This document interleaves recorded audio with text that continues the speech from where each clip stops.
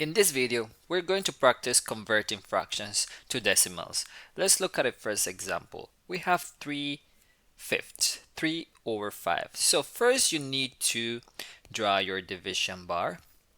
And over here we have the numerator, and over here we have the denominator.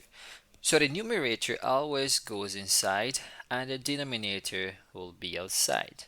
Now, how many times can 5 go into 3? Well, 3 is smaller than 5, so that can't happen. So what you need to do is simply add a decimal point, carry the decimal up, add a 0, and now make this number be 30. So 5 can go into 30. How many times? Well, 5 can go into 30 6 times. Now you're multiplying. So 5 times 6 will be 30. Now you subtract, and 30 minus 30 is 0. So your answer for 3 over 5 or 3/5 is 0.6 as a decimal. Let's move on to problem number 2. All right, let's go ahead. The division bar. The numerator always goes inside and the denominator will go outside. Now 2 cannot go into 3. So I have a question for you. What should you do? Yes, add a decimal point, carry your decimal up and add a 0. This number becomes 10. Now 2 into 10 goes 5 times. And 2 times 5 will give you 10. And now you simply need to subtract. 10 minus 10 will be 0. And there you have it. So 1 over 2 or half is 0.5 as a decimal. Now let's move on to problem number 3. So need your division bar, and the number that will go inside is the numerator, and the number that will go outside is the denominator, is number 8. Now 8 cannot go into 5, so you need your decimal point, carry your decimal point up. Now add a 0. Now how many times can 8 go into 50? Well, that is 6 times. And if you multiply 8 times 6, that's 48. 48 is the closest number to 50. That's why we have 6. And now we need to subtract 50 minus 48, which will be, there will be a remainder of 2.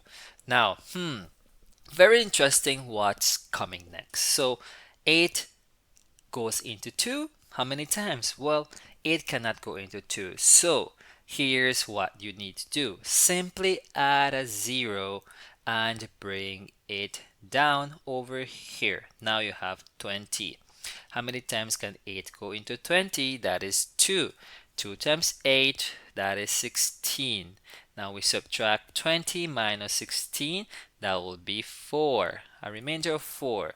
Again, 8 cannot go into 4, so just simply add a 0, bring it down, and now you have 40. 8 can go into 45 times exactly, and that will be 40. 8 times 5 is 40, and 40 minus 40, we will end up with 0. So here's your answer. It's 0.625. All right, let's move on to problem number 4.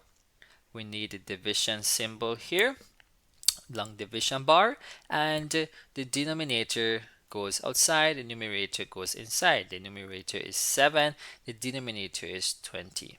How many times can 20 go into 7? It cannot, so simply add a decimal point and add your 0. Now this number becomes 70. 20 into 70 goes 3 times. Now 20 times 3 will be a total of 60. Simply subtract 70 minus 60. That's a remainder of 10.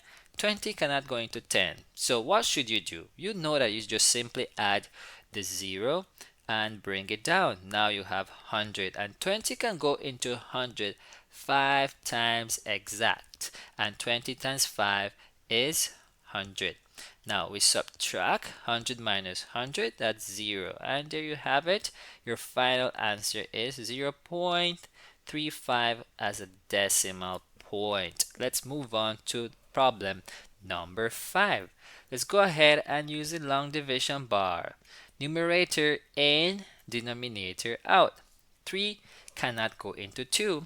So we add a decimal point, carry our decimal point up straight, and add a 0. 3 into 20 goes 6 times.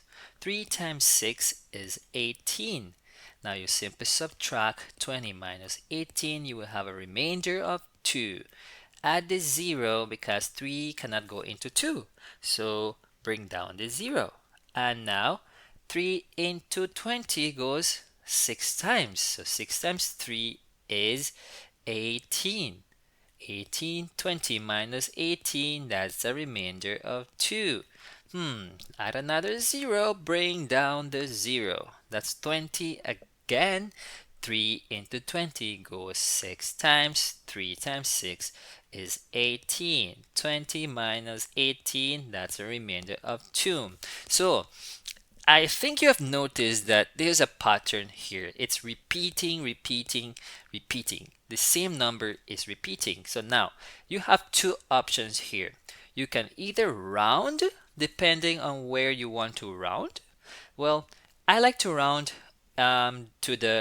we have the tenths and hundreds. So let me round to the hundreds place value, which is this one here. And the 6 is bigger than is if it's 5 or bigger than 5, you round up. So I can have the final answer as 0.67, or we can write this also like this.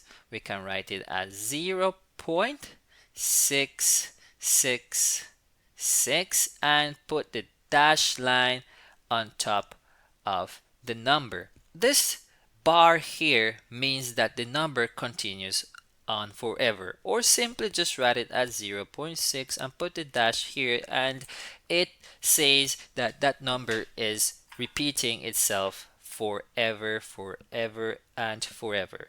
Now let's move on to problem number 6, but first let me do some space over here. I need some space to help you finish the last problem. So let's practice the last problem, which is problem number 6. We need the division bar.